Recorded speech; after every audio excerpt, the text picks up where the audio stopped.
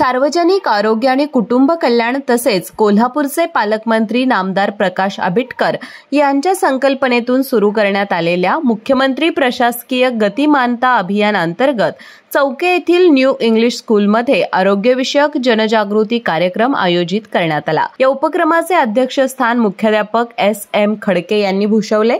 कार्यक्रमाची सुरुवात DR नलवडे यांच्या प्रास्ताविकाने झाली। धामोड आणि चौके येथील प्राथमिक आरोग्य केंद्राच्या समुदाय आरोग्य अधिकारी करिश्मा कांबळे यांनी विद्यार्थिनींना वैयक्तिक स्वच्छतेचे महत्त्व, HPV लसीकरणाचे फायदे आणि महिला आरोग्याविषयी सविस्तर माहिती दिली। मुख्यमंत्री प्रशासकीय गतिमानता अभियानाअंतर्गत अशा उपक्रमांद्वारे गावागावात आरोग्यविषयक जागरूकता वाढवून नागरिकांच्या जीवनमानात सुधारणा घडवण्याचा शासनाचा प्रयत्न असल्याचं यावेळी सांगण्यात आलं।